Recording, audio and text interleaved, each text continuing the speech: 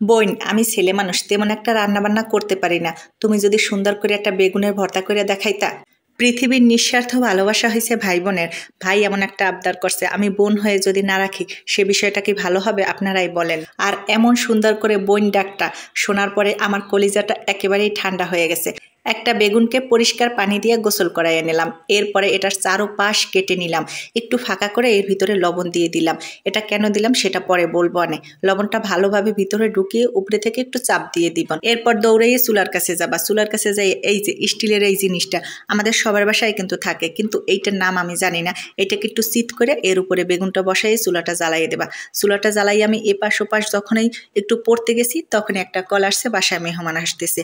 আমি এবার হইলাম জলদি কাজের ট্রেন মাস্টার। তাড়াতাড়ি করে কাজ করতে না পারলে আমার আবার মাথা ভন ভন করে, যার কারণে এটা চুলো থেকে উঠাইয়া নিলাম।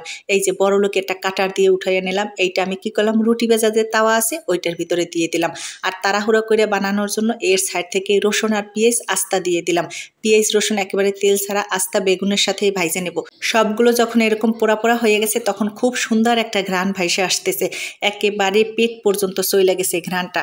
এই যে এখানে কিন্তু আমার রসুনগুলো আগে হয়ে গেছে, পেঁয়াজগুলো একটু পরে হবে। এর সাথে আমি মরিচগুলো ভাইজা নেব। এই যে শুকনো মরিচগুলো ঘাড় বাঁকা হয়ে গেছে, এই জন্য আগে তুলে নিলাম। তারপর কাঁচামরিচ আর পেঁয়াজটা তুলে নিলাম। এইবার একটু ঠান্ডা করতে দেব। কিন্তু ঠান্ডা যে করতে দেব সময়টা কই, এর ভিতরে তো মেহমান চলে আসবে, অন্য রান্না করতে হবে না। এবার বেগুনের গাও থেকে পোড়া জামা কাপড়গুলো একটু সরাইয়ে ফেলি। জামা কাপড়গুলো সরানোর পরে কি সুন্দর একটা রোমান্টিক কালার আসছে, দেখছেন? ফাইন লাগতেছে। মনের ভিতরে কেমন যেন একটা প্রেম প্রেম ভাব এসে গেছে। এবার এটার একটু ভেঙে চুরে দিতে হবে। কি যে গরম, ভাঙতে যাইয়া হাতে একটু পোড়াও লাগছে। তারপর ওই যে আমি তাড়াহুড়ো করে কাজ করি, এজন্য যে হাতে কত ফোসকা পড়ছে, কত দাগ আছে।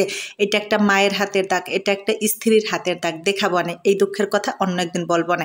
এই যে নিয়ে নিলাম দাদির কালের একখান হামানদিস্তা। এই হামানদিস্তার ভিতরে আমি এই যে মরিচগুলো দিয়ে আধ ভাঙা করে নেব। বেশি একেবারে মুসুর মুসুর করা যাবে না, আধ ভাঙা করলেই বেশি ভালো লাগে। রসুন আর পেঁয়াজের শরীর থেকেও জামা কাপড় খুইলে ফেলাইতে হবে। খুইলে ফেলাইয়ে তারপর ওই হামানদিস্তার ভিতরে আধ ভাঙা করে নিতে হবে। আমি কিন্তু সব কিছুই আধ ভাঙা করবো, বেশি একটা মিহি করবো না, তাইলে কিন্তু আসল মজাটা পাওয়া যাবে না। ও তোমাকে একখান কথা বইলে রাখি, এই যে ভর্তাটা করতেছি না, এই ভর্তায় কিন্তু এরকম আধ ভাঙা দিলে পরেই আসল টেস্টটা পাবা, ঠিক আছে? এই যে আমার ভাঙা টাঙা হয়ে গেছে, এরপর আমি বেগুনের উপরে একটু দিয়ে দিলাম। এটা একটু ভালো করে মাখাই নেব। কেল্লা কিন্তু এখানে হতে না, আরও আছে কেল্লার বাকি আছে অনেক কিছু, দেখতে থাকো। একটু ভালো করে মাখাই টাখাই দেখবো লবণ হয়েছে কিনা। লবণ হয় না ঠিক মতো। এরপর আরেকটু লবণ দিয়ে মাখাই নেব। এরপরে যাচ্ছে ধনিয়া পাতা। ধনিয়া পাতা দিয়ে একটু মাখাবো। পরের আকর্ষণ কিন্তু একেবারে ইম্পর্টেন্ট একটা জিনিস, সেটা কি জানো? সরিষার তেল।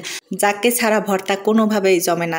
ভর্তার চেহারাও সুন্দর হয় না, খেতেও ভালো লাগে না। তেলটা দেওয়ার পরে কি রোমান্টিক কালার, কি যে ফাইন লাগতেছে। আমাদের ভাই বোনের এই ভর্তাটা আজকে তোমাদের কেমন লাগছে তা কিন্তু কমেন্ট করে জানাবা। পৃথিবীর নিঃস্বার্থ ভালোবাসা, ভাই বোনের ভালোবাসা, সকল ভাই বোনের ভালোবাসা অক্ষত থাকুক। আজকের মতো বিদায় নিলাম। তোমরা সবাই অনেক ভালো থাকবা, ঠিক আছে? আল্লাহ হাফেজ।